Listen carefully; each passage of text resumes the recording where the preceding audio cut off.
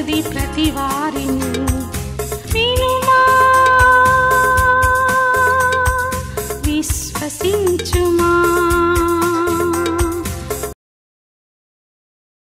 సర్వలోకముకు సువార్తనందించుడి, సర్వ సృష్టికి యేసుని ప్రకటించుడి. సర్వలోకముకు సువార్తనందించుడి, సర్వ సృష్టికి యేసుని ప్రకటించుడి. బెంగళూరు పరిసర ప్రాంతాల్లో ఉన్న వారికి శుభవార్త. ప్రవచితమైతే ఏప్రిల్ 10వ తారీఖున 1 డే గెట్ టుగెదర్ను బెంగళూరులో ఏర్పాటు చేస్తున్నాం.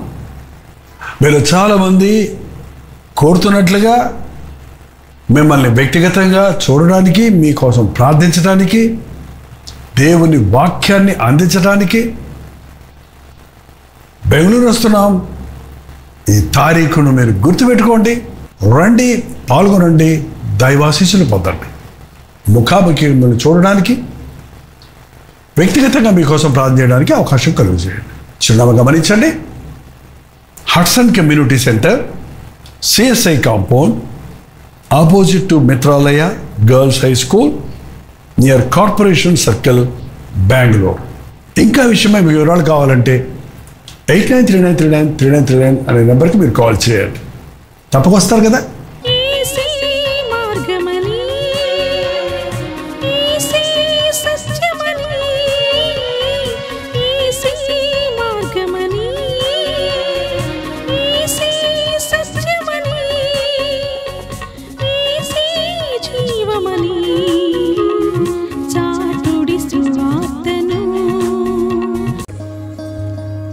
కాళ్ళు మూసుకొని సిలువను ధ్యానిద్దాం.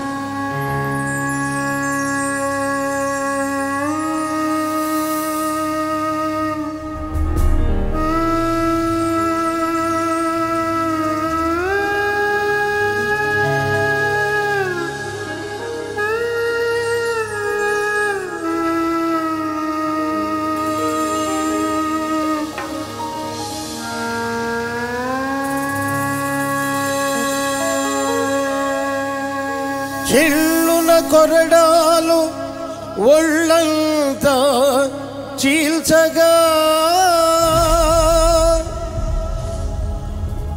పళ్ళున రక్తధారలు ఒడలంతా చిందగా, భారమైన సిలువ మ్రాను మోసావా, కలువరిలో కరుణామయ కదిలావా,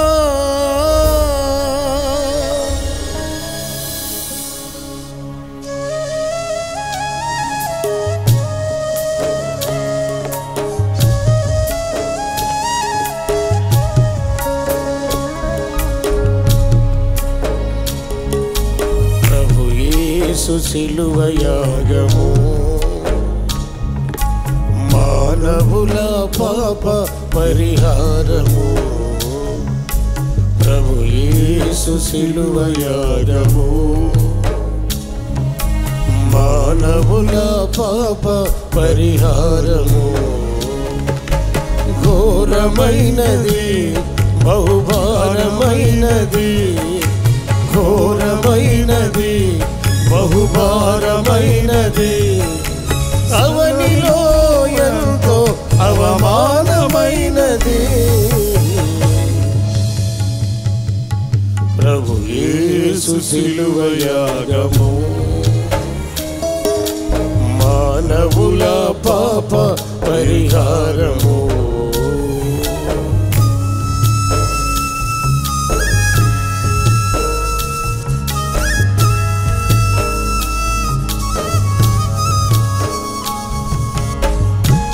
నీ పాపము కొరకు,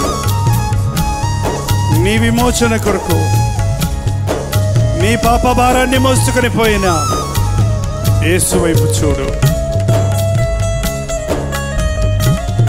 ఆయన పొందిన దెబ్బల ద్వారా మనకు స్వస్థత,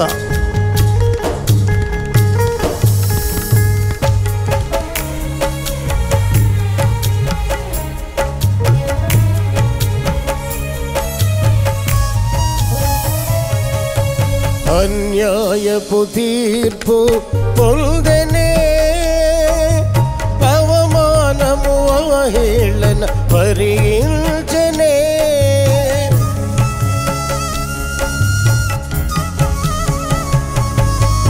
అన్యాయపు తీర్పు పొందెనే, అవమానము అవహేళన భరించెనే. వదకు తేబడు గొర్రె పిల్లగా, వదకు తేబడు గొర్రె పిల్లగా, మౌనిగా దోషిగా ప్రభువు సాగెనే. మౌనిగా దోషిగా ప్రభువు సాగెనే.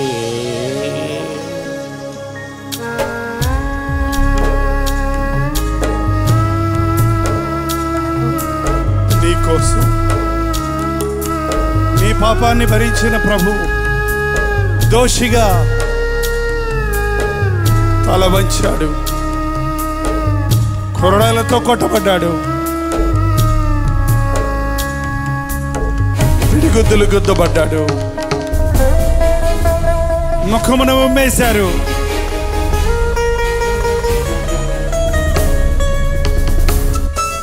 అవహేళన చేశారు.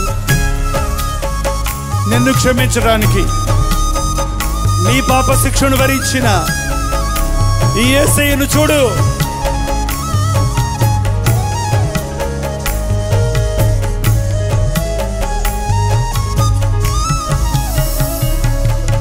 ముళ్ళ మకుటము తలకు గృత్సగా, ఎర్రని అంగి మొలకు చుట్టగా,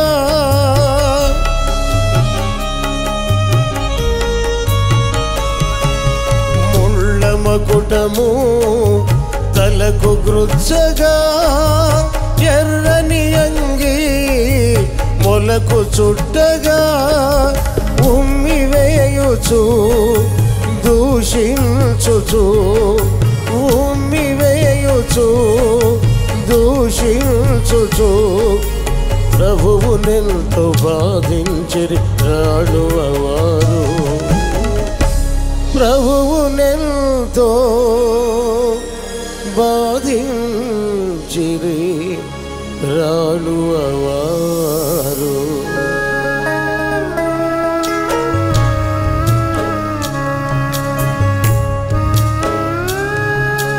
కన్నులెత్తి శిలువ వైపు చూడు. తల మీద ముళ్ళ కిరీటము, చేతులలో మేకులు, కాళ్ళల్లో శీలలు, నిలువెల్ల నలగొట్టబడిన శిలువ వేయబడిన యేసు వైపు చూడు. నీ కోసమే, నిన్ను క్షమించడానికి, నీ పాపానికి పరిహారం చేయడానికి నీ ప్రభు ప్రాణమిచ్చాడు.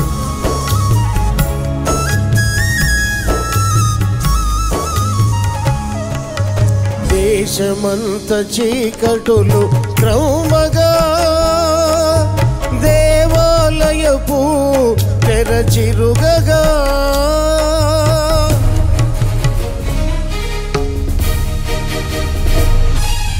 దేశమంత చీకటులు క్రౌమగా, దేవాలయపు తెరచిరుగగా, భూమి వణకగా బండలు బద్దలవ్వగా, భూమి వణకగా బండలు బద్దలవ్వగా, సిలువపై యేసు మరణమొందెగా,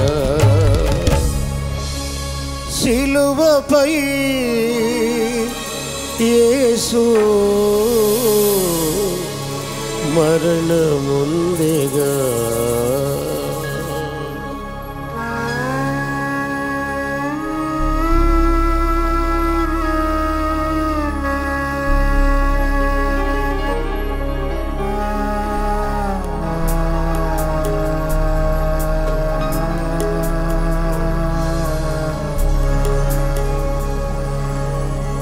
సిలువలో మరణించిన యేసయ్య జీవితకాలమంతా మరణ భయముతుకు బానిసలమైపోయిన మనలను మరణము యొక్క బలము గల వారిని అనగా అపవాదిని మరణము ద్వారా జయించుటకు సిలువలో మరణించాడు. పాపం వలన వచ్చు జీతమైన మరణము నుండి మనలను విడిపించుటకు యేసుక్రీస్తు మరణించాడు. క్రీస్తు మన కొరకు మరణించాడు. వర్తమాన భూత భవిష్యత్ కాలములో ఉన్న సకల జనుల కొరకు ఒకేసారి నిన్న నేడు నిరంతరము ఏకరీతిగా ఉన్న యేసయ్య మరణించాడు. సమాధి గెలిచాడు. మూడవ దినమున మృత్యుంజయుడై లేచాడు. క్రీస్తు మరణించిన దేవుడు మాత్రమే కాదు, మరణాన్ని జయించి, పాతాళాన్ని జయించి, నరక శక్తులను జయించి తిరిగి లేచిన వాడు, పునరుద్ధానుడైన వాడు. నీవు ఆరాధించే దేవుడు సజీవుడు. ఆకాశమునకు ఆరోహణమైన ఈ ప్రభువు ఏ రీతిగా మీరు ఆరోహణమగుడు చూస్తున్నారో ఆ రీతిగానే తిరిగి వచ్చును అన్నమాట నెరవేరే ఆ సమయం ఆసన్నమైంది. ఆయన మొదటి రాకని ఎరగని నీవు ఆయన రెండవ రాకడలో ఏమి అర్థమవుతుంది నీకు? విడిచిపెట్టబడతావు. ఆయన రాకముందే నీ కొరకు ప్రాణమిచ్చిన ఈ ప్రభువును నీ ప్రభువుగా చేసుకో. నీ ప్రభువుగా చేసుకో. నీ మరణము, నీ శాపము, నీ వ్యాధులు, నీ బాధలు, నీ నరక శిక్ష భరించిన యేసయ్య మన దేవుడు. నువ్వు దిగులు పడక్కర్లా, నువ్వు చింతపడక్కర్లా, నువ్వు ఇంకా సాతానుకు బానిసగా బ్రతకక్కర్లా. ఈ రాత్రి ఈ సిలువ నీ బ్రతుకును మార్చని, ఈ సిలువ శక్తిని హృదయములో క్రియ చేయని. కళ్ళకు కట్టినట్టుగా సిలువ వేయబడిన క్రీస్తు అవివేకులైన గలిలయులారా, సిలువ వేయబడిన క్రీస్తు మీ ముందు ప్రత్యక్షము కాలేదా? ఈరోజు ఆయన సిలువను ధ్యానిస్తుండగా మనల్ని మనం యాగముగా ఆయనకి అర్పించుకుందాం. మనల్ని మనం సజీవ యాగముగా మన ప్రభువుకు అప్పగించుకుందాం. పరిశుద్ధుడా, ప్రేమగల తండ్రి, ప్రతి ఒక్కరిని రక్షించాలనే కదా అలనాడు నీవు సిలువలో ప్రాణమిచ్చావు. ఆ రక్షణ కార్యాన్ని రాత్రి ఈ ఆవరణలో జరిగించుము. మా మనోనేత్రాలు తెరువుము. నీ సిలువ శక్తిని మేము అనుభవించినట్లుగా, ఆ ప్రేమతో మేము సిలువ ప్రేమతో పట్టబడినట్లుగా నీ వాక్యము వింటుండగానే నీ పరిశుద్ధాత్మ కార్యములు మాలో జరగనిమ్మని యేసు క్రీస్తు నామములో అడుగుచున్నాము తండ్రి. ఆమేన్. మీ బైబిల్ తెరిచి చూపిస్తారా? బైబిల్ లేకపోతే ఎలాగండి? ఒకటి కొనుక్కోండి. ఇంటికో బైబిల్ కాదు, మనిషికో బైబిల్ ఉండాలండి. ఇది నా బైబిల్, నాతో పాటు చెప్పండి. ఇది నా బైబిల్, ఇది నా యేసయ్య నాకు చూపిస్తుంది. యేసయ్య సిలువ యాగాన్ని గురించి నాకు తెలియజేస్తుంది. నా యేసయ్య సిలువ ప్రేమను నేను తెలుసుకుంటున్నాను. నా యేసయ్య నా కొరకు సిలువలో చేసిన యాగము నేను నమ్ముతున్నాను. నా ప్రభు నా కొరకు మరణించాడని, తిరిగి లేచాడని నమ్ముతున్నాను. నా ప్రభు నా కొరకు త్వరలో రాబోతున్నాడని నమ్ముచున్నాను. నేను ఆయన వాక్యం పఠించడం ద్వారా నేను ఈ సత్యాలను తెలుసుకుంటున్నాను. కాబట్టి నేను దేవుని వాక్యాన్ని నమ్ముతున్నాను. ఆ వాక్యాన్ని నేను చదువుతాను, ధ్యానిస్తాను, అనుసరిస్తాను. ప్రభు రాకడ కొరకు కనిపెడతాను. ఆమేన్. దింపండి వందనాలు. మత్తయి సువార్త 26వ అధ్యాయం ఈ 36వ వచనాన్ని చదివితే, అంతటా యేసు వారితో కూడా గెత్సేమనే అనబడిన చోటికి వచ్చి, నేను అక్కడికి వెళ్ళి ప్రార్థన చేసి వచ్చే వరకు మీరిక్కడ కూర్చుండుడని శిష్యులతో చెప్పి. 38వ వచనం, అప్పుడు యేసు మరణమగునంతగా నా ప్రాణము బహు దుఃఖముతో మునిగి ఉన్నది, మీరిక్కడ నిలిచి నాతో కూడా మెలకువగా ఉండుడని వారితో చెప్పి కొంత దూరము వెళ్ళి సాగిలపడి, నా తండ్రి, సాధ్యమైతే ఈ గిన్నె నా యొద్ద నుండి తొలగిపోనిమ్మో, ఆయనను నా ఇష్ట ప్రకారము కాదు నీ చిత్త ప్రకారమే కానిమ్మో అని ప్రార్థించను. మనం సిలువను చూసి, అక్కడ ఆయన పడ్డ శ్రమను చూసి కొన్నిసార్లు బాధపడుతుంటాం, దుఃఖిస్తుంటాం, ఆశ్చర్యపడుతుంటాం. కానీ నిజంగా యేసుక్రీస్తు యొక్క సిలువ శ్రమ గెత్సెమని తోటలోనే ప్రారంభమైంది. గెత్సెమని తోటలో ఆయన మరణమగునంతగా నా ప్రాణము బహు దుఃఖములో మునిగి ఉన్నది. మీ ప్రాణం ఎప్పుడైనా మరణమగునంతగా దుఃఖించిందా, అల్లాడిందా? అర్థం కాలేదా? మీరు ఎప్పుడైనా తట్టుకోలేనటువంటి బాధ, వేదన అనుభవించారా? అర్థమైందా? అర్థమైతే చేయి చూపించాడు. అనుభవించిన వాళ్ళు చేయి చూపించండి. తట్టుకోలేని బాధ, వేదన అనుభవించారా? ప్రసవ వేదన, నిందలు, అవమానాలు, ఆకస్మిక మరణాలు కలిగినప్పుడు మనకి వేదన కలుగుతుంది. థ్యాంక్స్ అండి, వందనాలు.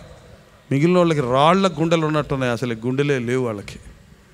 అవునండి, ఎప్పుడు ఏ బాధ లేదు మీకు, ఏ మనసు బాధ అవ్వలేదంటే అసలు మీ మనసే లేదేమో. మీ గుండె బండైపోయింది. బండ గుండె, రాతి గుండెని మీలో నుంచి తీసివేసి మాంసపు గుండె మీకు ఇస్తానన్నాడు ప్రభు. నిజమే, కొంతమంది గుండెలు రాయిలాగా ఉంటుందండి, కొంతమంది గుండె కఠినంగా ఉంటుంది. దేవుడు అన్నాడు, నా మాట బండలను పగలగొట్టు సుత్తె వంటిది కాదా అన్నాడు. ఒకవేళ ఒక పాస్టర్ గారు సుత్తెలాంటి మాటలతో, దేవుని మాటలతో అలాంటి గుండెలు పగలగొట్టాలని చూసినా అవి ఎస్కేప్ అయిపోతాయి, తప్పించుకుంటాయి అంతే. లేచి వెళ్ళిపోతారు, లేకపోతే చెవులు గట్టిగా మూసుకుంటారు. కొంతమంది కొన్ని విషయాలు చెప్తున్నప్పుడు అండి, నేను వినను అంటాడంట, అంతే. మేము ఎంత చక్కగా నాగస్వరం వాయించినను మేము వినమన్నటువంటి చెవిటి పాము వలె మీరు ఉన్నారు. పాము కండి అసలు పాము చెవులు ఉంటాయా? కంటికి కనపడవు, మనకలాగా ఉండవు. ఏనుగు చెవులు అంత ఉండవు, మనిషి చెవు అంత కూడా ఉండదు. కానీ దానికి చిన్న రంధ్రాల్లాగా ఉంటాయి అంతే. కానీ అవి ఎంత సున్నితమైనవి అంటే, ఎంత షార్ప్ అంటే, ఎక్కడో నాగస్వరం వినపడితే ఇక్కడ పొట్టలో ఉన్నది కదిలి బయటకు వస్తుంది. ఈ పట్టుకోవడానికి వాయించే వాళ్ళు వచ్చేదంట తెలిసిపోద్దంట దానికి.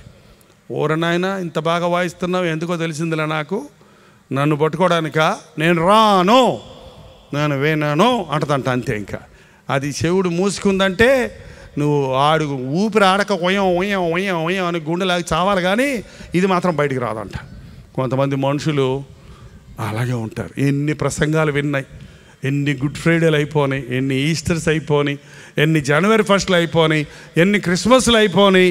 ఎందుకంటే కొంతమందికి అప్పుడే మారుమనసు పొందాలనుకుంటారు. మిగిలిన రోజులన్నీ మంచి రోజులు కావు, మనకు 4 రోజులే మంచి రోజులు. మారతానండి, వచ్చే సంవత్సరం ఖచ్చితంగా మారతాడు ఆయన. జనవరి 1కు మారతాడంట, అప్పుడు దాకా మారాడంట. అదేంటిది, ఎప్పుడైనా మారచ్చు. ఇదే అనుకూలమైన సమయము, ఇదే రక్షణ దినము. గుండె కదలని వారు, గుండె కఠినమైన వారు దేవుడు పగలగొట్టడండి. దేవుడు బలవంతం చేయడు మనల్ని. ఇదిగో నేను తలుపు ఎదురు నిలబడి తట్టుచున్నాను, ఎవడైనా తలుపు తీసినడలా లోపలికి వస్తాను, నేను మీతో కలిసి భోంచేస్తాను, తలుపు తీయకపోతే నీ గుండు పగలగొడతాను అన్నాడా? తలుపు పగలగొట్టుకొచ్చి నిన్ను చీల్చి చెండాడతాను అన్నాడా? నువ్వు తలుపు తీయకపోతే నేను రాలేను. మీరు ఆ బొమ్మ ఎప్పుడన్నా చూసుంటే, ఆ తలుపు దగ్గర తడుతున్న యేసు ప్రభు చిత్రాన్ని చిత్రించారు ఎవరో. అది అక్కడ గుమ్మం తలుపుల నిండా తీగలు పాకేసి ఉంటాయి, అల్లుకుపోయి ఉంటాయి. అంటే చాలా రోజుల నుంచి చెట్లు పెరిగిపోయి తలుపు మూసుకుపోయింది, లోపల బయటికి రావటం లేదు. అక్కడ యేసుప్రభు లాంతరు పట్టుకొని ఉంటాడు. అంటే పగలు రాత్రి ఆయన దీపం పట్టుకొని తలుపు తడుతూనే ఉన్నాడు. నా కుమారుడా, నీ హృదయం నాకి, నన్ను లోపలికి రాని, నీ బండకు రాతి గుండెని నేను తీసేస్తా, నీకు మాంసపు గుండెని ఇస్తా, నీకు పాత గుండెని తీసేస్తా, కంపు కొట్టే నీ గుండెని తీసేస్తా. హృదయం అన్నిటికంటే మోసకరమైనది, అది ఘోరమైన వ్యాధి కలిగిన నీ హృదయాన్ని తీసేస్తా.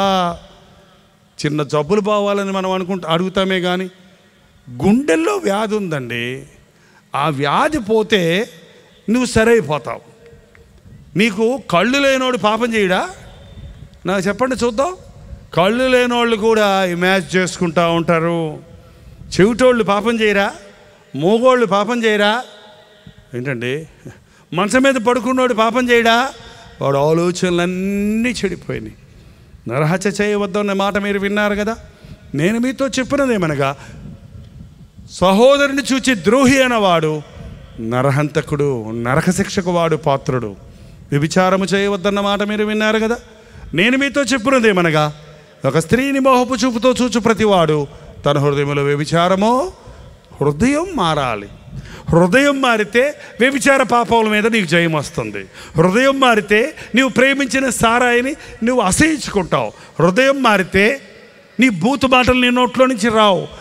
ఎందుకంటే బూతు మాటలు ఎక్కడి నుంచి వస్తాయి?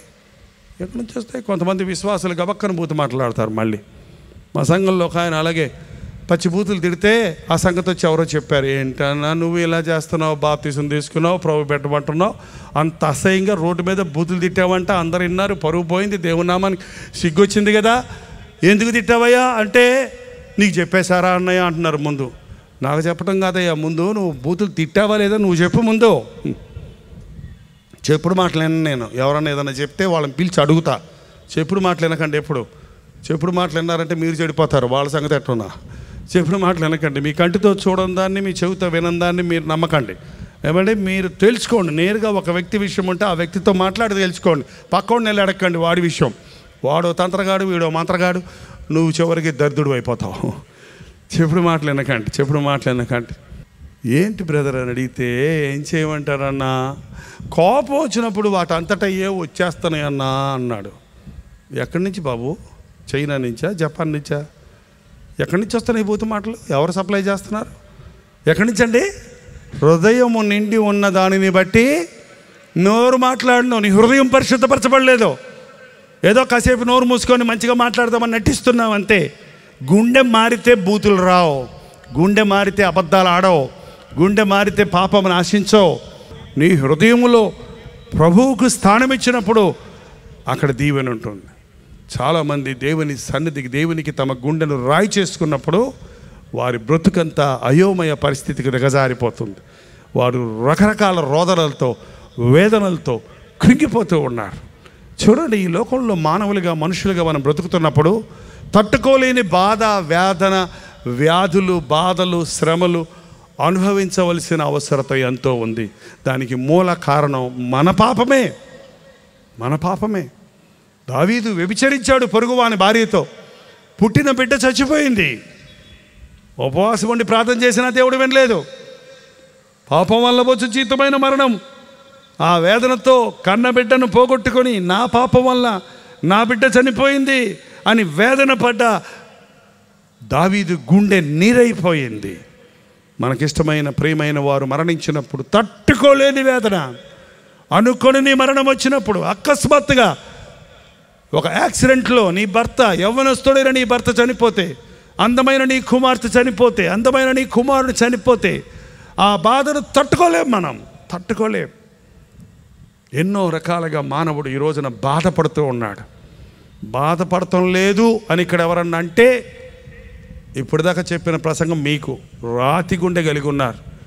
మీరు వెంటనే దయచేసి మీ గుండెను దేవుని దగ్గర పగలగొట్టండి. మీ హృదయాలను దేవుని సన్నిధిలో విరగొట్టండి. మరియా యేసు ప్రభు పాదాల దగ్గర వచ్చి ఆ విలువైన అత్తరు భాండాన్ని ఆయన పాదముల దగ్గర పగలగొట్టింది. ఆమె హృదయంతో ఆమె దేవునికి తను అప్పగించుకుంది, లేక తను సమర్పించుకుంది.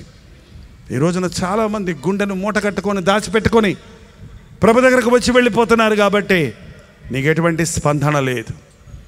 ఒకవేళ మీలో కొందరు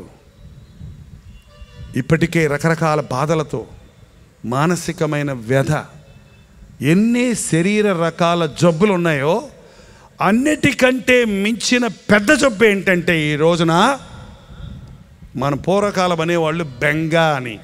మీకు తెలుసా బెంగ అంటే ఏంటి? అమ్మ మీద బెంగ అంటే ఏంటి అర్థం? బెంగ పెట్టుకొని అన్నం తింటలేదమ్మా, బెంగ పెట్టుకొని నిద్రపోవట్లేదమ్మా, బెంగ పెట్టుకొని ఇలా అయిపోయిందమ్మా అంటారు. వినలేదా? ఇప్పుడు విన్నారా? వినలేదు? త్వరగా చెప్పండి, నేను ముందుకెళ్తాను. విన్నారా? అంటే ఏంటి బెంగ అంటే ఏంటి? అమ్మా అమ్మా అమ్మా అమ్మా, అక్క వచ్చిందే, అక్కొద్దు, అమ్మా నాన్న వచ్చాడే, నాన్నొద్దు, అమ్మా అమ్మా. ఈ రోజున కొంతమందికి అమ్మ పిచ్చి, కొంతమందికి నాన్న పిచ్చి పోయింది. ఇప్పుడు అమ్మ నాన్న గురించి పిచ్చే లేదు. మీ అమ్మ వస్తున్నాడు, వద్దు వద్దు వద్దు వద్దు. మీ నాన్న వస్తున్నాడు, వద్దు వద్దు, నాన్న వద్దు వద్దు, నాన్న వద్దు. మీ ఫ్రెండ్ వస్తున్నాడు, రమ్మని రమ్మని రమ్మని. Boy friend girl friend. ఏంటండి? పెళ్ళి కాని వాళ్ళందరికీ డాడీయే బాయ్ ఫ్రెండ్, అమ్మాయిలకి, అబ్బాయిలకి అమ్మాయే గర్ల్ ఫ్రెండ్. అంతేగాని దరిద్ర ఫ్రెండ్షిప్ కాదు. నీ భర్త నీ ఫ్రెండ్ పోయి బాయ్ ఫ్రెండ్ అనుకో, ముసలుడు అయిపోయినా కూడా. హలో బాయ్ ఫ్రెండ్ రా అంటే వస్తున్నాను, గర్ల్ ఫ్రెండ్ అనంటే ఏం పోయింది? భార్య భర్తలుగా మీకు ఏ హక్కు ఉంది? మీరిద్దరు ప్రేమించుకోండి. అంతేగాని పక్క వాళ్ళు ఎందుకు ప్రేమిస్తారు? పనికి వాళ్ళు ఎందుకు ప్రేమిస్తారు? ఊళ్ళో వాళ్ళు ఎందుకు ప్రేమిస్తారు? ఈ రోజున చాలామందికి ఈ ప్రేమ పిచ్చి పట్టిందండి. ప్రేమ అనే మాట వాడటం సరికాదు అసలు. నేను బలిపీఠం దగ్గర నుండి ప్రేమ అనేది పవిత్రమైంది బైబిల్ ప్రకారం. కానీ అది పిచ్చి ప్రేమ, ఒట్టి ప్రేమ, లోక ప్రేమ, శరీర ప్రేమ, ఇష్టం. మనుషులు ఇదిరాన బెంగ పెట్టుకుంటున్నారు. ఏం బ్రదర్ ఏమైంది? లవ్ ఫెయిల్యూర్ అయింది బ్రదర్. లవ్ నెవర్ ఫెయిల్స్ అని బైబిల్ చెప్తుంటే, ప్రేమ తప్పదు, ప్రేమ మారదు అని బైబిల్ చెప్తుంటే లవ్ ఫెయిల్ అయిందంటావేంటి? అసలు లవ్వే కాదు అది రోజు చెప్పింది. అది లవ్వే కాదు కాబట్టి ఫెయిల్ అయింది. ఏంటండి? ఎంతమంది నేను చచ్చిపోతా, నేను చేసుకుంటా, అబ్బాయినే చేసుకుంటా, లేకపోతే చచ్చిపోతా, చేసుకొని చచ్చేదానికంటే ఇప్పుడే చావమన్నాడంట ఒక ఆయన.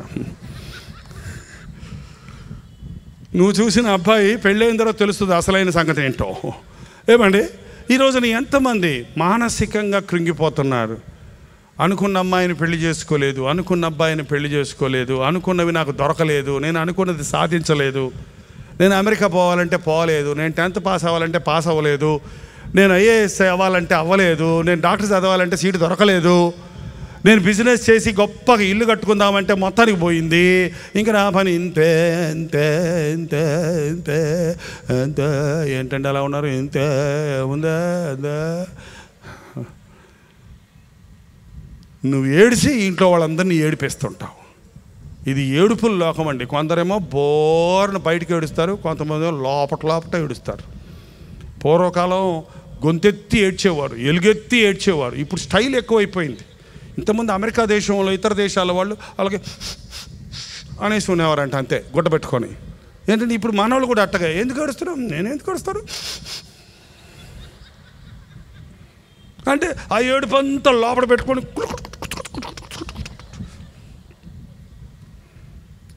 ఆ దుఃఖమంతా మనసులో పెట్టుకొని, ఆ వేదన అంతా మనసులో పెట్టుకొని ఇక తట్టుకోలేక పైకి చూస్తారంట. పైకి ఎందుకు?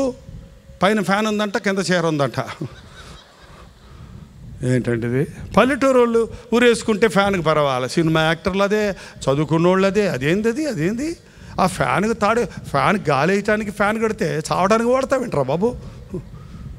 ఎంత పిచ్చోళ్ళండి ఈ రోజున. ఎంతమంది నుయ్యో గొయ్యో చూసుకుంటాను, ఇక నా బతుకు ఇంతే, నేను బాగుపడను, నేను బతకను, నాకు వేస్ట్ లైఫ్. ఎంతమంది కృంగిపోతున్నారు, పాపాలతో కృంగిపోతున్నారు, పాపం వల్ల తెచ్చుకున్న దుఃఖంతో కృంగిపోతున్నారు. ప్రాణాలకు సుఖం లేదు, హృదయాలకు సమాధానం లేదు. నీ మూలన నీ భార్యకు సమాధానం లేదు, నీ మూలన నీ తల్లిదండ్రులకు సమాధానం లేదు, నీ మూలన నీ కుటుంబంలో శాంతి లేదు. నీ బాధకు, నీ పాపానికి శిక్ష రావాలి. కానీ నీ యేసయ్య, మన యేసయ్య మన పాప భారాన్ని, మన భారమంతా ఆయన మీద వేసుకున్నాడు. గెత్సేమనే తోటలో ఒక్క మనిషి భారమే మొయ్యలేక చచ్చిపోతుంటే ఆత్మహత్యలు చేసుకొని, ఇంతమంది యొక్క భారాలన్నీ ఆయన మీదకి వచ్చినప్పుడు నెత్తి మీదకి భరించలేనంతగా నా ప్రాణము బాధపడుతున్నది. మానవుల యొక్క శాపమంతా ఒక చేదు విషములాగా ఆ కప్పులు ఆయన ముందుకు, గిన్నెలు ఆయన ముందుకు వచ్చినప్పుడు పాపపు గబ్బు, పాపం అసహ్యత, పాపం ఛీ అంటాం మనం. పాపంను చూచినప్పుడు, నీచ కార్యాలు చేసేవారిని చూచినప్పుడు అసహించుకుంటాం. ఆ పాపాల శిక్షను తగ్గిన రూపంలో ఆయన ముందుకు వచ్చినప్పుడు, ఈ లోక పాప భారమును మోసుకొని పోయి దేవుని గొర్రెపిల్ల అన్న క్రీస్తు మీదకి నీ నా పాపములు కూడా వర్తమాన భూత భవిష్యత్ కాలములో ఉన్న సకల జనుల పాపము ఆయన మీదకు వచ్చినప్పుడు ఆయన భరించలేక మరింత వేదన పడి ఆతురముగా ప్రార్థన చేయగా ఆయన చెమట నేల పడుతున్న గొప్ప రక్త బిందువు వలె ఆయను అని దేవుని వాక్యం సెలవిస్తుంది. సిలువ భుజం మీద పెట్టుకొని మోసినప్పుడే కాదండి ఆయన పాప భారాన్ని మోసింది. గెత్సెమనే తోటలో మానసికంగా వేదనలు, మానసిక బాధలు, శ్రమలు, దుఃఖము, కన్నీరు, వేదనను ఆయన భరించాడు. ఆయనకేం బాధ అండి? ఆయనకేం బాధ? ఆయనకేమో మనకలాగా సమస్యలు లేవు. ఆయనలో మనలాంటి పాప బీజం లేదు. ఆయన మనలాంటోడు కాదు. ఆ విషయానికి వస్తే పాపలలో చేరక ప్రత్యేకంగా ఉన్నవాడు. ఈయన యందు ఏ దోషము లేదని పిలాతు చేత తీర్మానించబడినవాడు. మరి ఏ దోషం లేనివాడికి ఎందుకయ్యా ఇంత పెద్ద శిక్ష? నీ శిక్ష, నా శిక్ష, మన శిక్షను సిలువలో భరించాడు. ఆయన దేవుడు కాబట్టి అనంతమైన జ్ఞానంతో ఆ రోజుల్లో పాపం చేసిన వాడికి బలిగా ఒక గొర్రెపిల్లను వధించి ఆ రక్తాన్ని పట్టుకొని ఆ యాజకుడు అతి జాగ్రత్తగా అతి పరిశుద్ధ స్థలంలోనికి వెళ్ళాలి. అయితే ఈరోజు గొర్రెల ఎట్లా రక్తం కాదు మనల్ని విమోచించేది. నిర్దోషము నిష్కలంకమైన క్రీస్తు రక్తము ద్వారా మీరు విమోచించబడ్డారని ఎరగరా? మన పాపములకు పరిహారం చేయుట కొరకు ఆయన ఆ వేదన భరించాడు. ఆ గెత్సెమనే తోటలోనే ఆయన రక్తం కార్చాడు. మనం సిలువలో రక్తం కార్చడం చూస్తుంటామే కానీ గెత్సెమనే తోటలో ఆయన రక్తం కార్చాడన్న సంగతి మీరు ఎప్పుడైనా గమనించారా? లూకా సువార్త 22వ అధ్యాయం 42 నుంచి ఉంటుంది కానీ 44 చూద్దాం. ఆయన వేదన పడి మరింత ఆతురముగా ప్రార్థన చేయగా ఆయన చెమట నేల పడుచున్న గొప్ప రక్త బిందువు వలె ఆయను నీ పాపముల కొరకు. ఈ రోజున నీవు మానసికంగా కృంగిపోవాల్సిన అవసరం లేదు. మానసికంగా డిప్రెషన్ అంటారండి, ఇంగ్లీష్ మాట వాడుతున్నారు ఇవాళ. ఏంటంటే డిప్రెషన్కు లోనైపోయారు, మనసులో కృంగిపోతున్నారు, ఒక విధమైన కృంగుదలకు చోటిస్తున్నారు. కొన్ని సంవత్సరాల్లోనట ప్రపంచంలో ఉన్న 90% మందికి ఈ కృంగుదల కలుగుతుంది అని లెక్కలు కట్టారు. ఇప్పుడు అత్యధికంగా పెరిగే రోగం ఏంటంటే డబ్బులు ఉన్నాయి కాబట్టి శరీర రోగాలన్నిటికీ మందులు వేసుకుంటున్నారు, ఆపరేషన్ చేయించుకుంటున్నారు, రక్తాలు మార్చుకుంటున్నారు, గుండెలు మార్చుకుంటున్నారు, కిడ్నీలు మార్చుకుంటున్నారు, ఎలాగోలాగా బయటపడుతున్నారు. కానీ ఆ మానసిక వ్యధ నుండి, ఆ మనస్సులో ఉన్న దుఃఖం నుండి, ఆ మనస్సులో ఉన్న సమస్యల నుండి, ఆ కలవరం నుండి విడుదల పొందలేక ఎంతోమంది ధనవంతులు, పేరు మోసిన వారు, డబ్బులున్నవారు, ఆరోగ్యంగా ఉన్నవారు, అన్నీ ఉన్నవారు తాము నాశనం చేసుకుంటున్నారు. దేవుడు నీ కృంగుదలను ఆయన మోసేవాడు. కృంగిన వారిని లేవనెత్తాలని నీ మానసిక వ్యధ నుండి. చూడండి, మనుషులు మనల్ని నిందించినప్పుడు, అపనిందలు వేసినప్పుడు తెలియని దుఃఖం మన గుండెల్లో ఉంటుంది. మనం నమ్మిన వారు మనకు అపకారం చేసినప్పుడు అది మర్చిపోలేని ఆ బాధ వేదనతో కృంగిపోతుంటాం. కొన్నిసార్లు మనం చేసినటువంటి తొందరపాటులో చేసిన పాపాలు, వ్యభిచారం, తప్పుడు పనులు మన మీద దోషారోపణ చేస్తున్నప్పుడు వాటిని ఒప్పుకోడు లేక, వాటిని మనసులో ఉంచుకోడు లేక కృంగిపోతూ ఉంటారు చాలామంది. అందుకనే నీ హృదయంలో ఉన్న పాపాలను ఎప్పటికప్పుడు ప్రభు దగ్గర ఒప్పుకో. ఎందుకంటే ఆ పాపానికి పరిహారం యేసు ప్రభు ఎప్పుడో చెల్లించాడు సులువ మీద. కాబట్టి నువ్వు ఒప్పుకున్న పాపానికి క్షమాపణ తప్ప శిక్ష లేదు. ఎవరికి చెప్పుకోలేని బాధ ఉందా నీ మనసులో? ఎవరికి చెప్పుకోలేని వేదన ఉందా నీ మనసులో? నీవే మదన పడిపోతూ హృదయంలో దుఃఖపడిపోతూ అంతకంతకి నిన్ను నీవే నాశనం చేసుకుంటున్న పరిస్థితుల్లో ఉన్నావా? యేసయ్య నిన్ను అర్థం చేసుకోలేని వాడు. నీ బాధను, నీ భారాన్ని, నీ మానసిక వ్యధను, నీ మానసిక రుగ్మతలను ఆయన ఆనాడే గెత్సెమని తోటలో భరించాడు. కాబట్టి ఈ రోజున ఆయన నామములో నీకు స్వస్థత ఉన్నది. ఆయన యందు విశ్వాసం ఉంచితే నీకు సమాధానం ఉన్నది. నీ బాధ నేను భరిస్తున్నాను, నా సమాధానం నీకు ఇస్తున్నానని ప్రభు చెప్తున్నాడు. నా యందు విశ్వాసం ఉంచమంటున్నాడు. నీ పాపముల కొరకు ప్రాయశ్చిత్త బలిగా ప్రభు గెత్సెమని తోటలో చేసిన ఈ శిలువ యాగాల్ని చూడండి. చాలామంది గెత్సెమని తోటలో జరిగిన విషయాన్ని మనం అంతగా పట్టించుకోం, కానీ కలువరి శిలువలో జరిగిన విషయాలను ఎక్కువ ధ్యానిస్తాం. కానీ యేసుక్రీస్తు యొక్క శ్రమ గెత్సెమనిలోనే ప్రారంభమైంది. ఆ రాత్రి ఆయన వేదన పడి ప్రార్థించిన తర్వాత ఆయన మనసు స్థిమితపరుచుకున్నాడు. ఎస్, నేను ఈ మానవ జాతి కోసం నా ప్రాణాన్ని బలిగా ఇస్తాను అని తీర్మానించుకున్నాడు. ఇంక అక్కర్లేదయ్యా పేతురు, యోహాను, యాకోబు, ఇంక మీరు ప్రార్థన చేయక్కర్లేదు. ప్రార్థన చేయమన్నప్పుడేమో కునికి నిద్రపోయారు వాళ్ళు. ఇంక అక్కర్లేదు, నా గడి వచ్చేసింది అన్నాడు. అంతలోకి వచ్చేసాడు మహానుభావుడు. ఎవడండి? మీ ఫ్రెండా? మా ఫ్రెండా? యూదా ఇస్కరియోతు మీ ఫ్రెండా? యేసు ప్రభు పక్కనే ఉంటూ పనికిమాలిన పని చేసేవాడు మీకు ఫ్రెండా? యేసు ప్రభుని ఎరుగునని చెప్పి పనికిమాలిన పని చేసే వాళ్ళకి యూదా ఇస్కరియోతుకి తేడా ఏమనుందా? యేసునామంలో డబ్బులు సంపాదించుకోవాలని ఆశించేవాడికి యూదా ఇస్కరియోతుకి తేడా ఏమన్నా ఉందా? చివరికి ఆయన అమ్ముకోవడానికి ఆశపడ్డాడు. ఏంటండి, 30 వెండి నాణాలు ఆ రోజుల్లో ఒక బానిసకు కట్టే రుసుమది. యేసు ప్రభువుని, అంత గొప్ప దేవుణ్ణి ఒక గొర్రెనో ఎద్దునో అమ్మినట్టు, ఒక బానిసని అమ్మినట్టు అమ్మడానికి బేరం కుదుర్చుకొని వచ్చి ముద్దు పెట్టుకున్నాడు. యేసు ప్రభువు తెలీదా ముద్దు ఎందుకు పెట్టుకున్నాడో? అలాగా మీకు తెలిసి ద్రోహం చేసిన వాళ్ళు వచ్చి మీకు ముద్దు పెడితే ఏం చేస్తారు? లాగి లెంపగా కొడతారు. పానికి మాలనోడ, మళ్ళీ సిగ్గు లేకుండా ముద్దు పెడతావరా?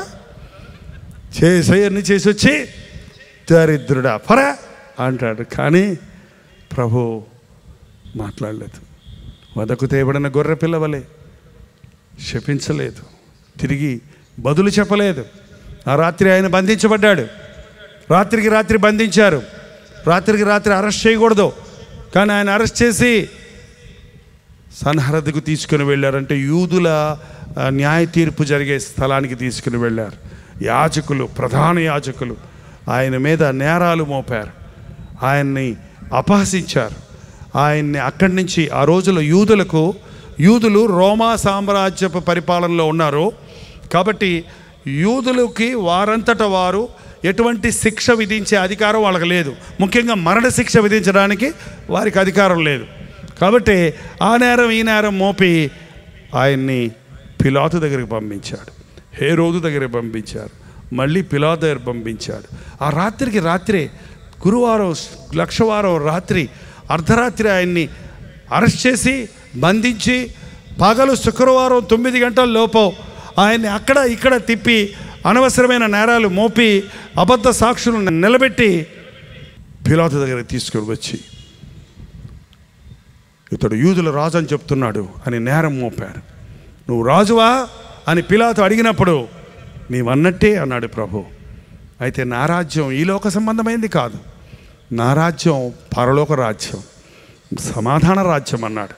ఆ మాటలు అర్థం కాక పిలాతు ఏ రీతిగానూ ఆయన నేరాలు మోపడానికి కుదరలేక ఎలాగైనా ఆయన్ని విడిపించాలని అతని పిలాతు భార్య యేసుక్రీస్తు బోధలు విన్న ఆమె ఒక కాగితం పంపించింది.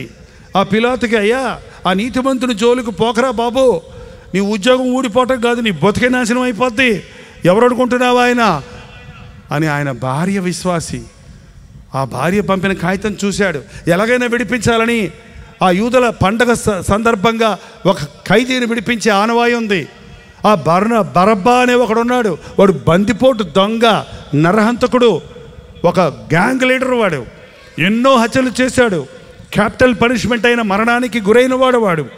వాడిని తీసుకొచ్చి ఈ బరబ్బా కావాలా, ఈ క్రీస్తు కావాలా, కోరుకోండి అని అడిగితే మాకు బరబ్బే కావాలి, మాకు బందిపోటు దొంగే కావాలి. అయితే ఈయన్ని ఏం చేయమంటారు? మీరు దేవుడు ప్రభు అని చెప్పి ఈయన్ని ఏం చేయమంటారు? సిలువ వేయండి, సిలువ వేయండి అని అడిచాడు. రోమా క్యాపిటల్ పనిష్మెంట్, సిలువ వేయటం, మరణశిక్ష విధించటం. యూదుల సాంప్రదాయం ప్రకారం కొరడాలతో కొట్టడం. కొరడాలతో కొట్టిన వాడిని సిలువేయకూడదు, సిలువేసిన వారిని కొరడాలతో కొట్టకూడదు. ఆజన్మ కారాగార శిక్ష వేసిన వాడికి ఉరేయకూడదు, ఉరేసిన వాడికి జన్మ కారాగార శిక్ష లేదు. అంతే కదండి, 2 శిక్షలు ఒకరికే పడవు కదా. కానీ యేసు ప్రభు కొరడా శిక్షను భరించాడు, సిలువ శిక్షను భరించాడు. చెప్పాలంటే లోకంలో ఎన్ని శిక్షలు ఉన్నాయో అన్ని శిక్షలు భరించాడు. కారణం, అందరి శిక్షను భరించాడు. అన్ని రకాల నేరాలకు రావాల్సిన పాప శిక్షణను భరించాడు. ఒకటి తక్కువ 40 దెబ్బలంటే 39 దెబ్బలు ఆ కొరడాలతో ఆయన్ని కొట్టినప్పుడు తోలు దట్టీలతో, ఇనప రాళ్లతో, గాజు ముక్కలతో ఉన్నటువంటి కొరడాలవి కుడితే అలాగే ఖైమా కొట్టినట్టు కండలు ముక్కలు ముక్కలుగా ఊడేచేస్తాయి. ఆయన్ని వీపు మీద కొట్టినప్పుడు నాగలితో వారు నా వీపును దున్నిరి అన్న ప్రవచనం అక్షరాల నెరవేరింది. మన పాపముల కొరకు ఆయన నలుగొట్టబడ్డాడు, ఆయన చితక కొట్టబడ్డాడు. మన కోపం వచ్చినప్పుడు రే చిత్త కొడతాను రా అంటాం కొంచెం సార్. అవును, నువ్వు చితక కొట్టబడవలసిన, నువ్వు నలగొట్టబడవలసిన, నీ దెబ్బలన్నీ ఆయన భరించాడు. ఈ దెబ్బ జైపాల్ కోసం అన్నాడే, అందుకే ఈ జైపాల్ ఇక్కడ ఉన్నాడు, లేకపోతే చచ్చి నరకంలో ఉండేవాడు. ఈ దెబ్బ జైపాల్ కోసం, ఈ దెబ్బ మీ పేరు చెప్పుకోండి, నీకోసం నీకోసం నీకోసం. ఒకసారి యెషయా గ్రంథం 53వ అధ్యాయం తీయండి. 4-5 వచనాలు చదువుకుందామండి. అందరూ చదవబోతున్నాం. ఇక్కడ గొప్ప విషయం ఏంటంటే, నిశ్చయముగా అతడు జైపాల్ రోగములను భరించెను అని నేను చదువుతాను. మీ పేరేంటో మీరు పెట్టుకొని మీరు చదవండి. అర్థమైందండి? అర్థమైందండి? ఎవరి పేరు వారు పెట్టుకొని చదవండి. ఓకే, 1 2 3. నిశ్చయముగా అతడు జైపాల్ రోగములను భరించెను, ఆయనను మెత్తబడిన వానిగాను, దేవుని వలన బాధించబడిన వానిగాను, శ్రమనందిన వానిగాను జైపాల్ అతన్ని ఎంచెను. జైపాల్ అతిక్రమముల కొరకు అతను నలగొట్టబడను, జైపాల్ దోషముల కొరకు అతను నలగొట్టబడను, జైపాల్ సమాధానమైన శిక్ష అతని మీద పడెను, అతడు పొందిన దెబ్బల చేత జైపాల్కు స్వస్థత కలిగెను. చదివారా? ఎంతమంది చదివా? నా పేరు పెట్టుకొని చదివానని వాళ్ళు చేయి చూపించండి. నమ్మకంతో, విశ్వాసంతో మళ్ళొకసారి చదవండి. అక్కడ మీ పేరు పెట్టుకొని ఏమేం చేశాడో చూడండి. ఆయన చదవండి. నిశ్చయముగా అతడు మన రోగములను భరించెను, మన వ్యసనములను వహించెను, ఆయనను మొత్తబడిన వానిగాను, దేవుని వల్ల బాధించబడిన వానిగాను, శ్రమనందిన వానిగాను మనం అతని ఎంచితిమి. మన అతిక్రమ క్రియలను బట్టి అతడు గాయపరచబడను, మన దోషములను బట్టి నలుగుగొట్టబడను, మన సమాధానార్థమైన శిక్ష అతని మీద పడెను, అతడు పొందిన దెబ్బల చేత మనకు స్వస్థత కలుగుచున్నది. ఈ రోజున పాస్టర్ గారు ప్రార్థన చేస్తే నీకు స్వస్థత వచ్చిందని నీవు అనుకుంటున్నావు. ఆయన పొందిన దెబ్బల వలన ఈరోజు నీకు స్వస్థత, ఆయన చేసిన పరిహారం వలన ఈరోజు నీకు పాపక్షమాపణ. ఆయన నీ వ్యసనాలు భరించాడు కాబట్టి ఈరోజు నీకు వ్యసనాల నుండి విడుదల. అదే ఆయన సిలువలో సాధించింది. ఆ గెత్సెమని తోటలో ఆయన పడిన వేదన తరువాత ఆయన అక్కడ ఇక్కడ తిప్పి పిలాతు దగ్గరకు తీసుకుని వచ్చారు. యోహాను సువార్త 19వ అధ్యాయము 13వ వచనము. పిలాతు ఈ మాటలు విని యేసును బయటకు తీసుకొని వచ్చి రాళ్ళు పరచిన స్థలమందు న్యాయపీఠం మీద కూర్చుండెను. హెబ్రీ భాషలో ఆ స్థలమునకు గబత్తా అని పేరు. మొదటిది గెత్సెమని, రెండవది గబ్బత్తా. గబ్బత్తా రాళ్ళు పరచిన స్థలము. గెత్సెమనిలో ఆయన రహస్యంగా ఒంటరిగా వేదన పడ్డాడు. ఆ గబ్బత్తా దగ్గర గబ్బత్తా ఏంటంటే అది రాళ్ళు పరచిన స్థలం, ఒక స్టేజ్ లాంటిది. యేసు ప్రభువుని అప్పటికే కొరడాలతో కొట్టారు, నెత్తి మీద ముళ్ళ కిరీటం పెట్టారు, ఆయన అంగీ తీసేసి, అందమైన ఆయన అంగీ తీసేసి ఆ యొక్క ఊదారంగు వస్త్రాన్ని చుట్టారు, ఆయన చేతికి ఒక రెల్లు ఇచ్చారు, ఆయన 3 అంగుళాలు పొడవున్న ఆ ముళ్ళ ఆ కిరీటము నెత్తిన కొట్టినప్పుడు రక్తం చెల్లున చిమ్మింది, ఆ రక్తం కారుతా ఉంది. ఆయన అందమైన సౌందర్యమైన ముఖం, వాళ్ళు ముసుగులేసి గుద్దారు, పిడిగుద్దులు గుద్దారు, ముఖం మీద గుద్దారు, ముఖం అంతా వాసిపోయింది, వికృతమైపోయింది, తలలు బొప్పులు కట్టాయి, ఆయన ఒళ్ళంతా రక్తం నలిగిపోయింది. ఆయన ఎగతాళి చేస్తూ నువ్వు యూదుల రాజువు కదా అని ఆయన ముందు మోకరించి అపహాస్యం చేశారు. ఆయన్ని బయటికి తీసుకుని వచ్చి అందరి ముందు నిలబెట్టి అవమానానికి గురి చేశాడు, నిందకు గురి చేశాడు.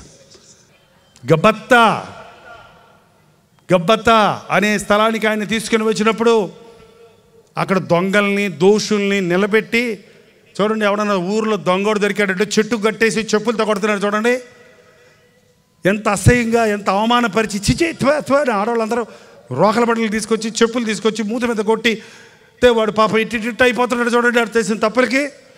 అలాగే ఏ పాపము చేయని యేసయ్య, ఏ దోషము చేయని యేసయ్యను అందరి ముందు నిలబెట్టి ఆయన కొరడాలతో కొట్టి తీసుకుని వచ్చి నెత్తి మీద ముళ్ళ కిరీటం పెట్టి రక్తసికమైన శరీరంతో ఉన్న యేసు ప్రభువుని అవమానపరుస్తున్నప్పుడు అది ఎంత వేదనకరమైందండి, ఎంత వేదనకరమైంది.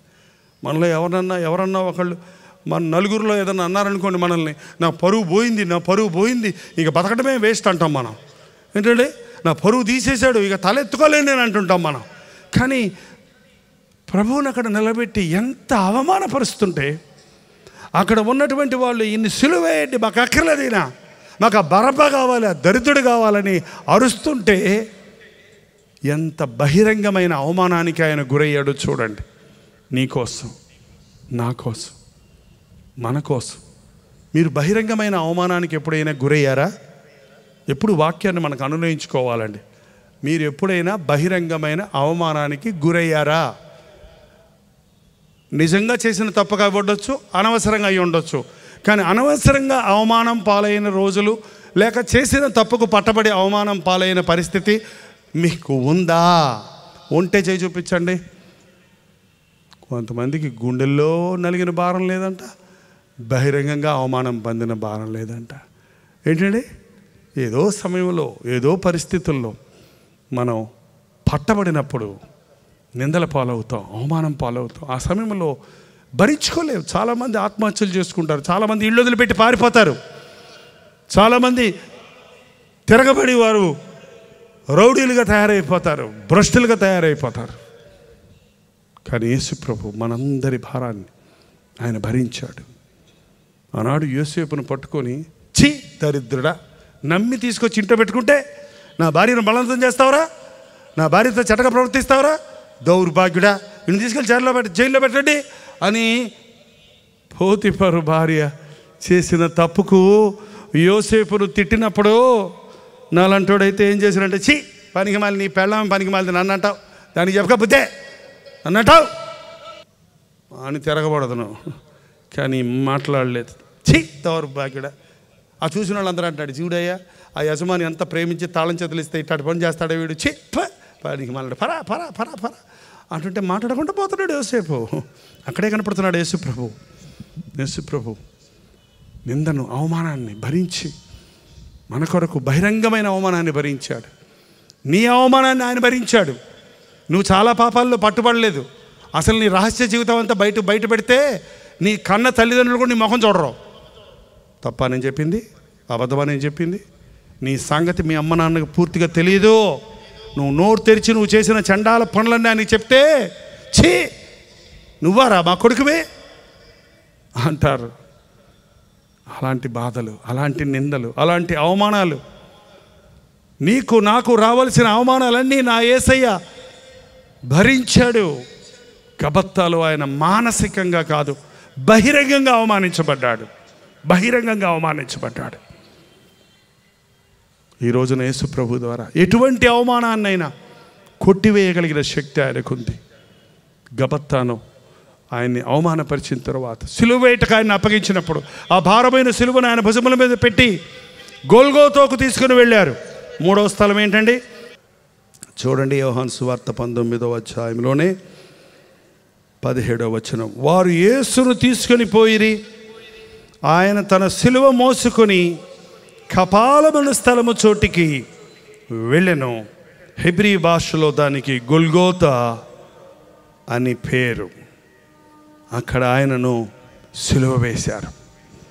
ఆ గొల్గోతా కొండ మీదకి, అది పుర్రె ఆకారంలో ఉన్న ఒక కొండ, ఆ భారమైన సిలువను మోసుకుంటూ ఆ కొండ మీదకి ఆయన తీసుకుని వెళ్ళి ఆ గొల్గోతా కొండ మీద ఆయన్ని పడుండబెట్టి ఆ సిలువ మీద ఆయన పడుకోబెట్టి ఆయన కాళ్ళల్లో చేతుల్లో శీలలు కొట్టారు.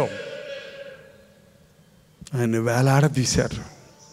బరువంతా ఆ కాళ్ళకి చేతులకి కొట్టిన శీలల మీద వేలాడుతున్నప్పుడు ఊపిరాడదు. అప్పటికే నలగగొట్టబడ్డాడు. అప్పటికే ఆయన రక్తం అంతా కారిపోయింది. అప్పటికే 40 రోజులు ఆయన ఉపవాసాలు ఉన్నాడు. శరీరంలో కృషించిపోయి ఉన్నాడు. కానీ అన్ని భారాలని, అన్ని శ్రమలను భరించిన యేసు ప్రభు ఆ సిలువలో వేలాడుతున్నాడు. ఇది కట్టుకథ కాదండి, ఇది కట్టుకథ కాదు, ఇది మాయ కాదు, మంత్రం కాదు, నిజం నిజం నిజం. ఈరోజు యెరూషలేములో మీరు కల్వరిని చూడగలరు. కల్వరి అనే గ్రీకు మాటకి హెబ్రీలో గొల్గోతా, గ్రీకులో కల్వరి, తెలుగులో కపాలం, 3 ఒకటే. గొల్గోతా కొండ మీద ఆయనను సిలువ వేసినప్పుడు, ఆయన చేతులలో వేళ్ళు శీలలు కొట్టి వేలాడి తీసినప్పుడు ఆయన ఊపిరంతా పుంజుకొని, ఆ సమయంలో పిచ్చి పడుతుందంట మనుషులకి. సిలువ వేయబడిన వాడు పిచ్చి పిచ్చిగా గావు కేకలు పెడతారంట, బూతులు తిట్టేస్తారంట, తాము నిందించుకుంటారంట, ఊపిరాడక చచ్చిపోతారు. అటువంటి సమయంలో ఆయన ఊపిరంతా పీల్చుకొని ఆయన అవమానం చేస్తుంటాడు. నువ్వు దేవుడువా, దిగిరా, నిన్ను రక్షించుకో, మమ్మల్ని కూడా రక్షించు అని అపహాస్యం చేస్తుంటే, ఆయన్ని అవమానిస్తుంటే ఆయన ఊపిరంతా పీల్చుకొని, తండ్రి వీరేమి చేయించున్నారో వీరు ఎరగరు గనుక వీరిని క్షమించు అన్నాడు. నీకు తెలుసా, ఆ మాట అన్నప్పుడు నువ్వు కూడా ఆయన కనబడ్డావు, నేను కనబడ్డాను, మనం కనబడ్డాం. యేసు ప్రభు దేవుడు కాదని ఎంతమంది ఈ రోజున దూషిస్తున్నారు ఆయన్ని, ఎంతమంది ఆయన నామాన్ని అవమానపరుస్తున్నారు, ఎంతమంది ఆయన నమ్ముకున్న వారిని బాధపడుతున్నారు. అయ్యో సౌలా సౌలా నన్నేలా హింసించుచున్నావు, నేనెప్పుడయ్యా నిన్ను హింసించాను, నేను అసలు నిన్ను చూడలేదు కదా అని అడగలేదు సౌలు.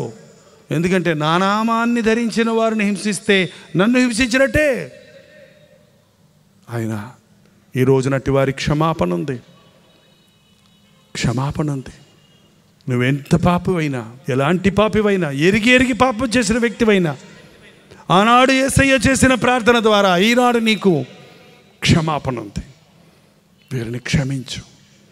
ఆ 7 మాటల గురించి ఇప్పుడు నేను చెప్పడానికి మనకు సమయం చాలదు. కానీ ఉదయం 9 గంటల నుంచి మధ్యాహ్నం 3 గంటల వరకు 6 గంటలు ఆయన ఆ సిలువలో వేలాడుతూ ఉన్నప్పుడు ఊపిరి తెచ్చుకొని, శక్తి తెచ్చుకొని పలికిన 7 మాటలు ఈ అనేక మంది సిలువ ధ్యాన సమయాల్లో ధ్యానిస్తుంటారు. కానీ ఎంతమంది హృదయానికి అనునయించుకుంటున్నారో అది చాలా ప్రాముఖ్యం. చివరిగా, తండ్రి నీ చేతులకు నా ఆత్మను అప్పగిస్తున్నానని ప్రాణం విడిచాడు. ఆయన పొందిన దెబ్బల ద్వారా మనకు స్వస్థత ఉంది. క్రీస్తు మన కొరకు మరణించెను. మనం ఇంకనూ శత్రువులుగా ఉండగానే ఆయన మన కొరకు తన ప్రాణాన్ని పెట్టాడు. మనం ఆయనకు బలహీనులుగా ఉండగానే ఆయన మన కొరకు ప్రాణం ఇచ్చాడు. ఇది నిజమైన మాట.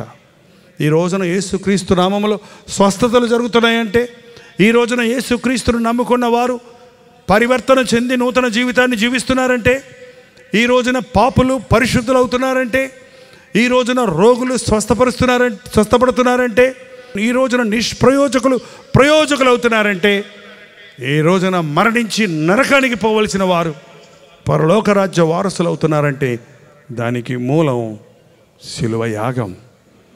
ఈ సిలువ గురించిన సువార్త నశించుచున్న వారికి వెర్రితనము కానీ రక్షించబడుచున్న మనకి దేవుని శక్తి.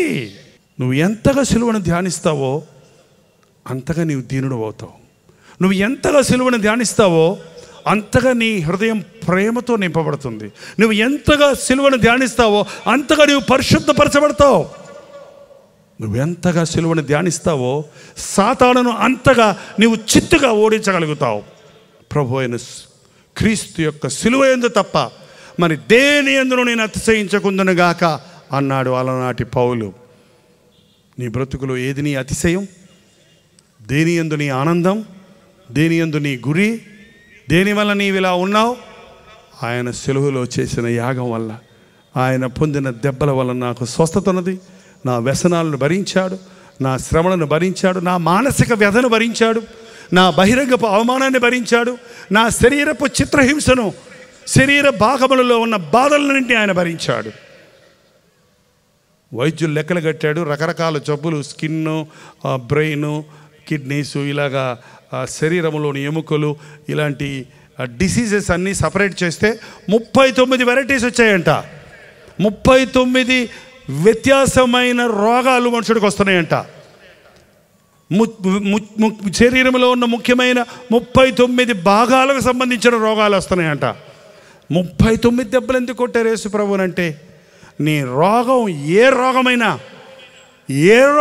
అది పాప రోగమైనా, ఎముకల రోగమైనా, కిడ్నీలైనా, లివర్ అయినా, లంగ్స్ అయినా, హార్ట్ అయినా, బ్రెయిన్ అయినా, నరాల బలహీనత అయినా, ఎముకల బోన్ మారో అయినా, నీ శరీరంలో వచ్చే ప్రతి రోగానికి ఆయన ప్రాయశ్చిత్తం చేశాడు. అందుకని ఆయన పొందిన దెబ్బల ద్వారా ఎటువంటి రోగికైనా స్వస్థత ఉంది. ఈ రోజున మానసిక వ్యధలతో నీవు కృంగిపోవలసిన అవసరం లేదు. మానసికంగా నీవు కృంగవలసిన, కృంగుదలకు రావలసిన ప్రతిఫలాన్ని అనుభవించాడు ఆయన. కాబట్టి ఈ రోజున ఆయన నామంలో నీకు స్వస్థత ఉన్నది, నీకు ఉత్సాహం ఉన్నది, నీకు ఆనందం ఉన్నది. నీవు యేసు ప్రభు దగ్గరికి రావటమే, ఆయన సిలువ యందు అతిశయించటమే, ఆయన సిలువ ఎదుట సాగిలపడి, నేను ఒక చెక్క సిలువను, ఒక వెండి సిలువను, బంగారపు సిలువను గురించి నేను ఎక్కడ చెప్పటం లేదు. 1977 సంవత్సరం ఫిబ్రవరి 15వ తారీఖున సిలువ దర్శనం నా గుండెను బద్దలు కొట్టింది. ఆ కలువరి దృశ్యాన్ని నేను మర్చిపోలేను. నా బ్రతుకు గమ్యాన్ని, నా జీవితాన్ని మార్చివేసింది. ఆ సిలువ అంటే నాకు చాలా ఇష్టం, కలువరి అంటే చాలా ఇష్టం. అందుకే కలువరని ఎప్పుడో 44 సంవత్సరాల క్రితమే పేరు పెట్టాం. 32 సంవత్సరాల క్రితమే ఈ పరిచర్యకు ఆ పేరు పెట్టాం. ఇవాళ అందరు కలువరిలు పెట్టుకుంటే ఏ కలువరి ఎవరికో తెలియక కంగారు పడుతుంటే నేనే వెనక్కిపోతున్నా. పేరు ముఖ్యం కాదు, చెక్క ముఖ్యం కాదు, సిలువ ముఖ్యం కాదు, సిలువ బొమ్మ ముఖ్యం కాదు. సిలువ బొమ్మలకు మొక్కాల్సిన అవసరం లేదు. సిలువలు మెడల్లో, చెవుల్లో, తలల్లో పెట్టుకోవాల్సిన అవసరం లేదు. సిలువలో చేసిన యాగాన్ని ధ్యానించు. సిలువ మీద ఉన్న క్రీస్తును చూడు. ఈ రోజున చాలామందికి సిలువ కావాలి, క్రీస్తు వద్దు అంటే సిలువ బొమ్మలే కావాలి. క్రీస్తు యొక్క త్యాగం, విశ్వాసం, పరిశుద్ధత అక్కర్లేదు.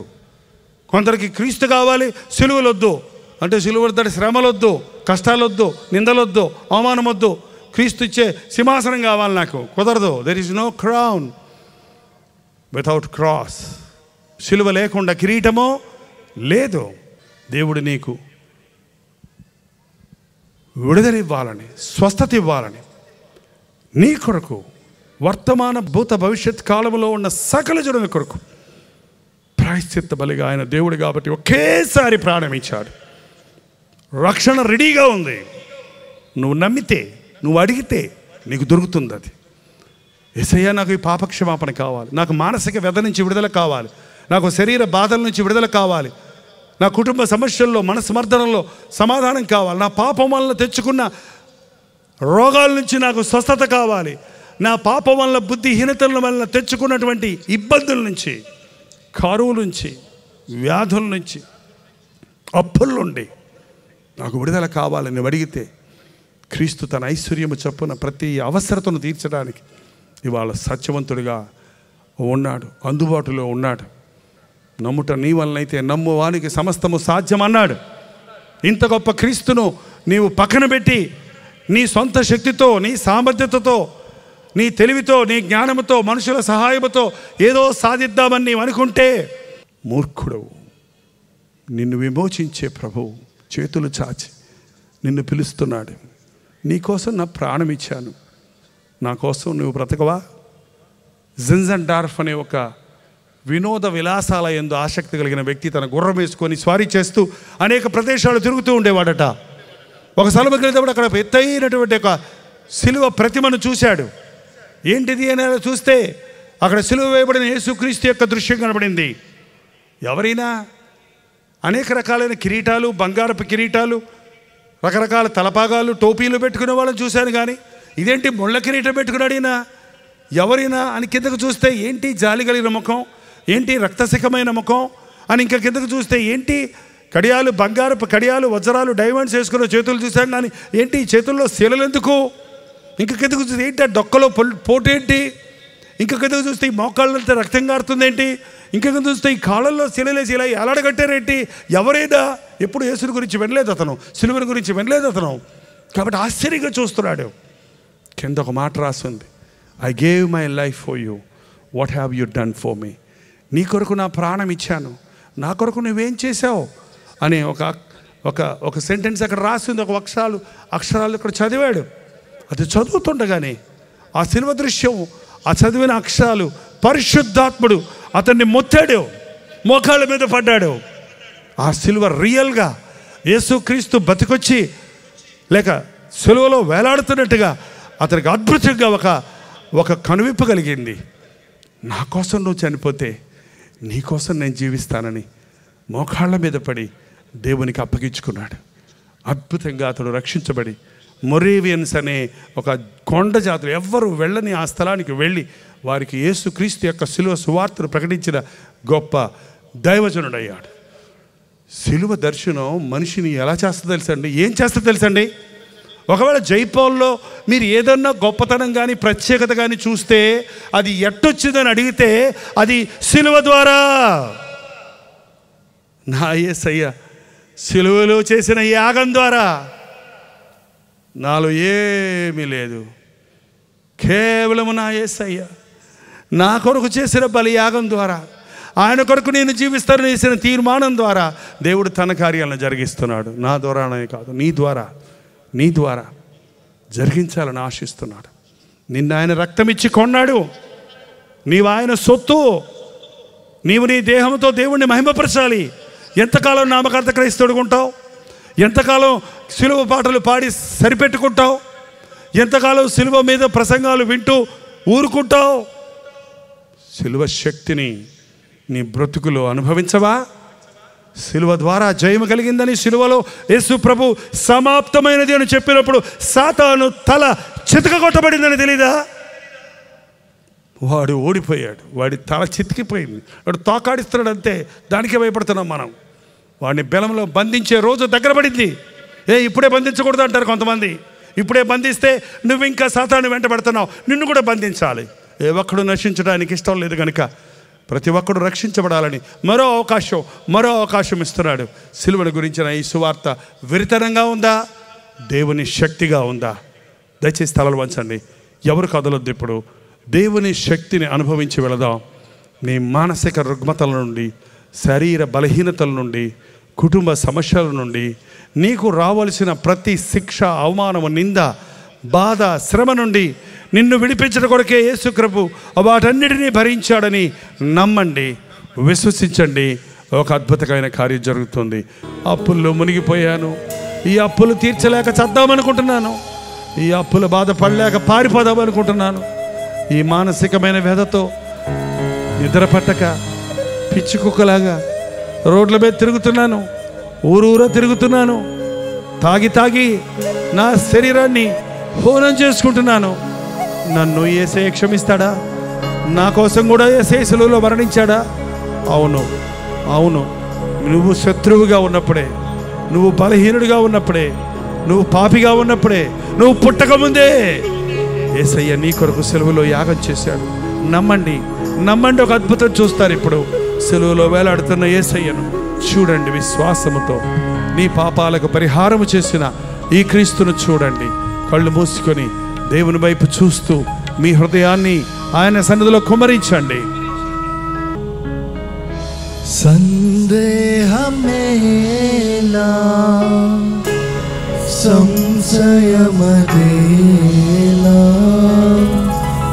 ప్రభు యేసు గాయములను పరికించి చూడు, గాయాలలో నీ వేలు తాకించి చూడు. సందేహమేలా ఇంకా సందేహమా? ఇంతసేపు వర్తమానాన్ని విన్నా కూడా ఇంకా సందేహమా? నేను ఆయన గాయాల్లో వేలు పెట్టి చూస్తేగా నమ్మనన్నాడు ఆ తోమా. నీ చేయి చాచి నా గాయాల్లో వేలు పెట్టి చూడు. అవిశ్వాసవి కాక విశ్వాసమై ఉండమన్న ప్రభు ఈ రాత్రి నీ ముందున్నాడు. నీ కోసం ప్రాణమిచ్చిన యేసయ్యను తాకి చూడు, ప్రార్థించి చూడు, విశ్వసించి చూడు.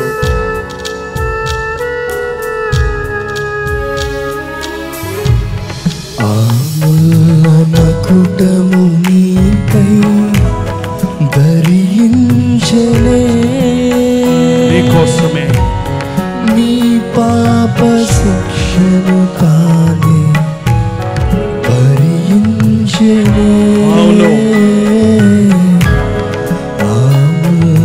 మకుటము నీకై అవును, ధరించలే,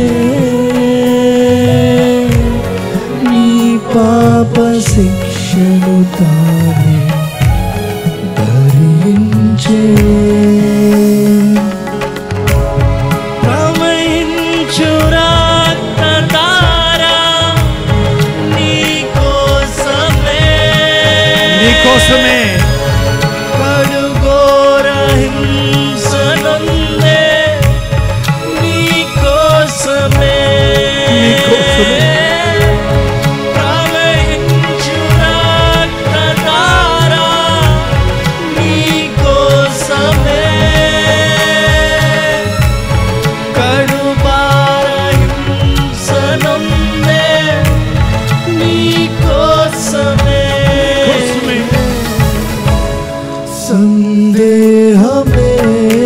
సందేహించొద్దిక, సంశయాలొద్దిక. ప్రభు యేసు గాయములను చూడు, యేసు వైపు చూడు. గాయాలలో నిన్నెంత ప్రేమించాడో యేసయ్యను చూడు. నీ కోసం ఎంత త్యాగం చేశాడో చూడు. సందేహమేలా. పరిశుద్ధుడ, ప్రేమగల తండ్రి, 2000 సంవత్సరముల క్రితము మేము పుట్టక ముందే మా కొరకు చేసిన ఈ గొప్ప యాగాన్ని గురించి మరొక్కసారి ఈ రోజున మా కళ్ళ ముందు ప్రత్యక్షపరిచినందుకై వందనములు నాయన. కట్టుకథగా కాక నిజం సత్యం అన్న విషయాన్ని మేము నమ్మునట్లుగా, విశ్వాసులుగా కాక విశ్వాసులుగా బ్రతుకున్నట్లుగా నిన్ను తాకి చూచుటకు, నీ స్పందన కలుగుటకు మాకు సహాయం ఇచ్చావు. ఇక్కడున్న ప్రతి బండ గుండెను నజరేయుడైన యేసుక్రీస్తు నామములో పగలగొట్టుచున్నాము నాయన. కృంగిన ప్రతి ఒక్కరిని నజరేయుడైన యేసుక్రీస్తు నామములో లేవనెత్తుచున్నాము నాయన. వ్యసనాలకు బానిసలై, దురభ్యాసాలకు బానిసలై, జీవితంలో సమాధానం లేక బ్రతుకును అల్లకల్లోలంగా చేసుకున్న వారిని నజరేయుడైన యేసుక్రీస్తు నామములో విడుదల చేయించున్నాము తండ్రి. పాపం వల్ల వచ్చిన శాపాన్ని మూటగట్టుకుని ఎటుపోయే దారి లేక, ఏది చేసిన సఫలత లేక, జగడాలతో, బాధలతో, వ్యాధులతో సతమతమవుతున్న కుటుంబాలను నజరేయుడైన యేసుక్రీస్తు నామములో విడుదల చేయించున్నాము. కలువరి సిలువ నుండి కారుచున్న సిలువ రక్త ప్రవాహములు ఈ రాత్రి ఆవరణలో ఉన్న వారందరినీ కడిగివేయి నాయన, తడిపివేయి తండ్రి, శుద్ధి చేయి తండ్రి. యేసుక్రీస్తు రక్తంలో ఎంత శక్తి ఉందో మేము అనుభవపూర్వకంగా గుర్తించినట్లు నీ రక్త ప్రోక్షణ ఈ రాత్రి మా మీద జరగనిమ్ము నాయన. గొర్రె పిల్ల వంటి శ్రేష్టమైన క్రీస్తు రక్తము ద్వారా మేము విడిపించబడ్డామని, మేము ఎంత మాత్రమే పాపమునకు బానిసలము కాదని, మేమెంత మాత్రమే అపవాదికి లొంగమని తీర్మానముతో వెళ్ళుటకు సహాయం ఇచ్చాయి. యేసు క్రీస్తు నామములో అడుగుచున్నాము తండ్రి. మన తండ్రి అయిన దేవుని యొక్క ప్రేమయు, కుమారుడైన క్రీస్తు యొక్క కృపయు, ఆదరణకర్త అయిన పరిశుద్ధాత్మ యొక్క సహవాసమును కూడి వచ్చిన మనందరికీ ఇప్పుడును సదాకాలమును తోడై ఉండునుగాక. ఆమేన్, ఆమేన్, ఆమేన్. సర్వలోకముకు సువార్తనందించుడి, సర్వ సృష్టికి యేసుని ప్రకటించుడి. సర్వలోకముకు సువార్తనందించుడి, సర్వ సృష్టికి యేసుని ప్రకటించుడి. బెంగళూరు పరిసర ప్రాంతాల్లో ఉన్న వారికి శుభవార్త. ప్రవచితమైతే ఏప్రిల్ 10వ తారీఖున 1 డే గెట్ టుగెదర్ను బెంగళూరులో ఏర్పాటు చేస్తున్నాం. మీరు చాలామంది కోరుతున్నట్లుగా మిమ్మల్ని వ్యక్తిగతంగా చూడడానికి, మీకోసం ప్రార్థించడానికి, దేవుని వాక్యాన్ని అందించడానికి బెంగళూరు వస్తున్నాం. ఈ తారీఖును మీరు గుర్తుపెట్టుకోండి, రండి, పాల్గొనండి, దైవాశీస్సులు పొందండి. ముఖాముఖి మిమ్మల్ని చూడడానికి, వ్యక్తిగతంగా మీకోసం ప్రార్థన చేయడానికి అవకాశం కలుగు చేయండి. చిరునామా గమనించండి. Hudson community centre, CSI compound, opposite to Mitralaya girls high school, near corporation circle, Bengaluru. ఇంకా విషయమై మీ వివరాలు కావాలంటే 8939393939 అనే నెంబర్కి మీరు కాల్ చేయండి. తప్పక వస్తారు కదా.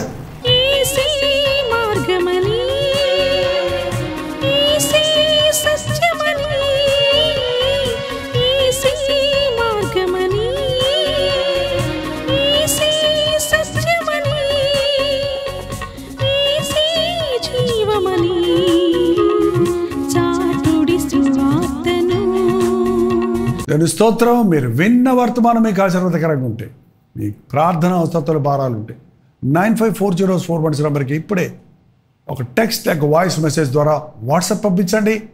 మీ వాట్సాప్లన్నీ పరిశీలించి మేము ప్రార్థిస్తున్నాం. ప్రభు అద్భుతంగా మనకు జవాబులు ఇస్తున్నాం. మీరు ఇతర దేశాల్లో ఉంటే 91001008 నెంబర్కి మీ ప్రార్థన అవసరాలు పంపించాం. ఉచితమైతే రేపు ఉదయం 7 గంటలకు అనుదిన ధ్యానంలో మళ్ళీ కలుసుకుందాం. అంతవరకు దేవుని మహాకృప మీకు తోడేడు దాకా.